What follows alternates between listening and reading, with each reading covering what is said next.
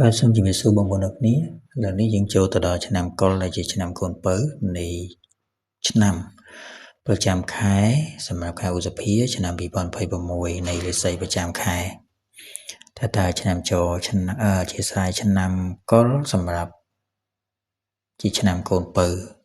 សម្រាប់ខែឧសភានេះជួបតារាសីរបស់បងប្អូនអរគ្នាមានលក្ខណៈដូចនេះខ្លះសូមតាមដានសម្ដាប់ពី Channel ទូទាយដូចតទៅនេះ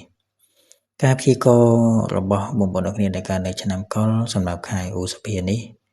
ហុងស៊ុយរបស់លោកអ្នកទទួលបានផ្កាយសំណាងចំនួន6បាទអញ្ចឹងក៏ជួយតារាសីល្អប្រសើរផងដែរ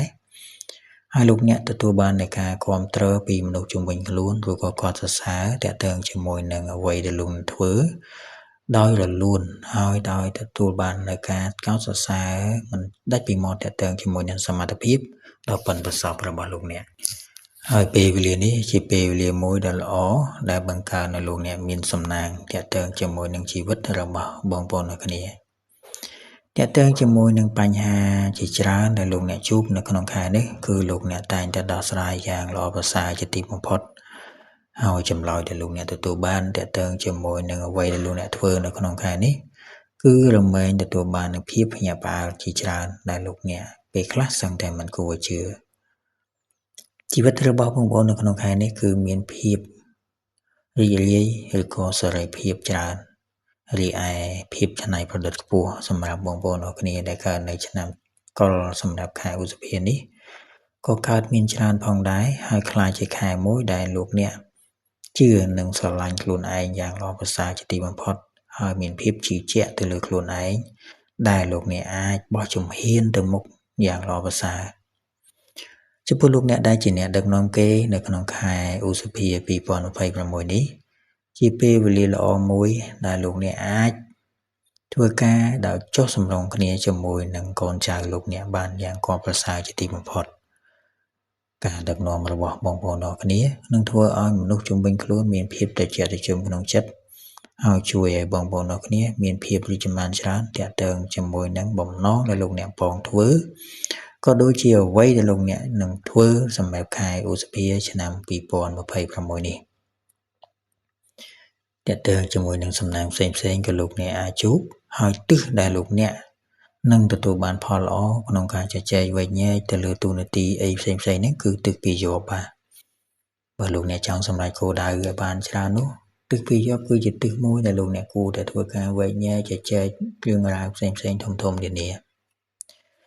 ឥឡូវយើងក៏លេចទៅមើលអាជីពការងារវិញម្ដងថាតើបងប្អូនកើតឆ្នាំកុរតើតើជាមួយអាជីពការងារក្នុងខែឧសភានេះយ៉ាងណាហើយតាក់ទងជាមួយនឹងអាជីពការងារនៅក្នុងខែឧសភានេះបងប្អូនដែលកើតនៅឆ្នាំកុរគឺលោកអ្នកនឹងទទួលបាននៅសំណើមួយពីមនុស្សជុំវិញខ្លួនបាទមានន័យថាបងប្អូនដែលប្រកបរបរអាជីវកម្មបងប្អូននឹងទទួលបានសំណើពីដៃគូរបស់លោកអ្នកដើម្បី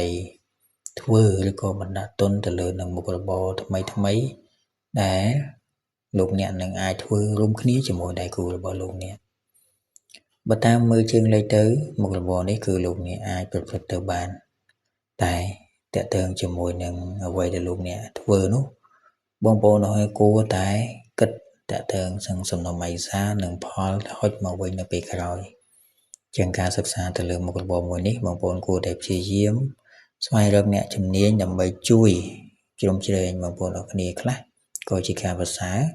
មិនត្រូវគិតអ្វីផុយស្រួយពេកនោះទេប្រយ័ត្នមានបញ្ហាកើតឡើងទាក់ទងនឹងបងប្អូនដែលបំពេញកិច្ចការងារជាមន្ត្រីរាជការឬក៏បុគ្គលិកឯកជននៅក្នុងខែឧសភាឆ្នាំ2026នេះបងប្អូនទាំងអស់គ្នាគួរតែគិតទាក់ទងជាមួយនឹងរឿងរ៉ាវនៅក្នុងក្រុមហ៊ុនឲ្យបានច្រើនបន្តិចទៅមិនគួរឲ្យអារម្មណ៍បែកខ្ញែកផ្សេងឬក៏ចង់ដូរការងារឬក៏ចង់អីទេ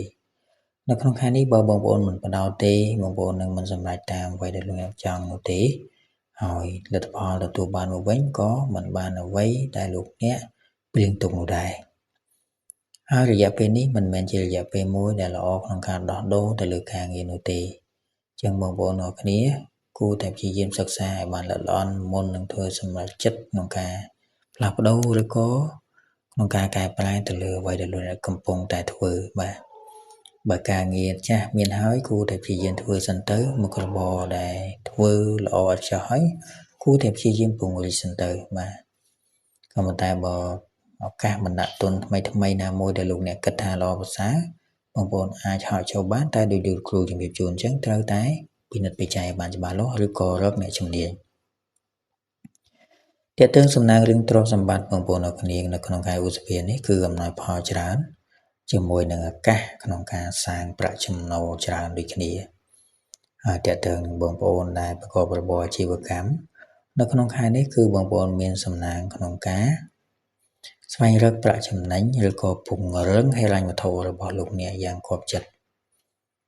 ចំណូលបានមកគឺច្រើនច្រកបងប្អូនអរគ្នានៅក្នុងខែនេះហើយខែនេះបងប្អូនទាំងអស់គ្នាសម្រេចកិច្ចការងារអ្វីក៏ដោយភាពវៃឆ្លាតរស់រវើកនិងមានភាពល្អប្រសើរផងដែរផលចំណេញមកវិញគឺបងប្អូនអរគ្នាតិចចិត្តតែម្ដងចំពោះបងប្អូនដែលប្រកបរបរអាជីវកម្មហើយរឿងរ៉ាវល្អដែលមានច្រើននោះគឺទៅលើបងប្អូនដែលលោកមាសគ្រឿងអលង្ការបាទគឺទទួលបានផលចំណេញច្រើនឬក៏ទទួលបានភ្ញៀវច្រើននៅក្នុងដៃសម្រាប់ខែនេះផងដែរទាក់ទងជាមួយនឹងសុខភាពបងប្អូនកើតឆ្នាំកុរនៅក្នុងខែឧសភា2026នេះគឺសុខភាពរបស់លោកអ្នកមានតុល្យភាពជាធម្មតានោះទេมันមានអ្វីគួរឲ្យព្រួយបារម្ភខ្លាំងនោះទេប្រសិនបើលោកអ្នកព្យាយាមរស់ដែលភាពប្រុងប្រយ័ត្នទាក់ទងជាមួយនឹងការហាត់ប្រាណឬក៏បរិភោគបានទៀងទាត់នៅក្នុងខែនេះចឹងมันមានអ្វីគួរព្រួយបារម្ភខ្លាំងក្លានោះទេបើសិនជាបងប្អូនព្យាយាមធ្វើតាមអ្វីដែលលោកគ្រូពេទ្យបានណែនាំឲ្យបានច្បាស់លាស់ឬក៏មិនព្យាយាមបរិភោគអ្វីដែលប៉ះពាល់ដល់សុខភាពនោះព្រោះថាលំនឹងនៃចុចតារាសីសុខភាពរបស់បងប្អូនអរគ្នាគឺស្ថិតនៅភាពស្មើកណ្ដាលតែម្ដងទាក់ទងនឹងការគិតគំនិតអវិជ្ជមាននៅក្នុងខែនេះក៏បងប្អូនអរគ្នាមានមួយចំនួនផងដែរចឹងហើយដើម្បីជៀសវាងបញ្ហានេះលេចឡើងបងប្អូនគួរព្យាយាមសម្រាកឲ្យបានគ្រប់គ្រាន់បន្តិចកុំព្យាយាមធ្វើការហួសកម្លាំងជ្រុលខ្លាំងពេកបាទខ្ញុំព្យាយាមសម្រាកឲ្យបានគ្រប់គ្រាន់ទើបជាការប្រសើរទាក់ទងរឿងសំណាងស្នេហានៅក្នុងខែនេះបងប្អូនទាំងអស់គ្នាដែលកើតឆ្នាំកុរគឺ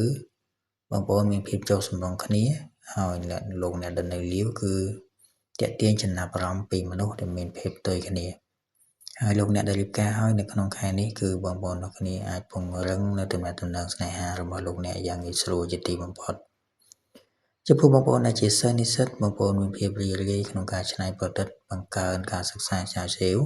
ដើម្បីទទួលបាននូវរឿងរ៉ាវល្អៗច្រើនចំពោះជីវិតនៃការសិក្សារបស់បងប្អូនទាំងគ្នាអរគុណច្រើនសម្រាប់ពីការទូទាយជោគជតារាសីបងប្អូនកើតនៅឆ្នាំកុរសម្រាប់ខែឧសភា2026ពីចំណេះទូទាយសូមអរគុណសូមជម្រាបលា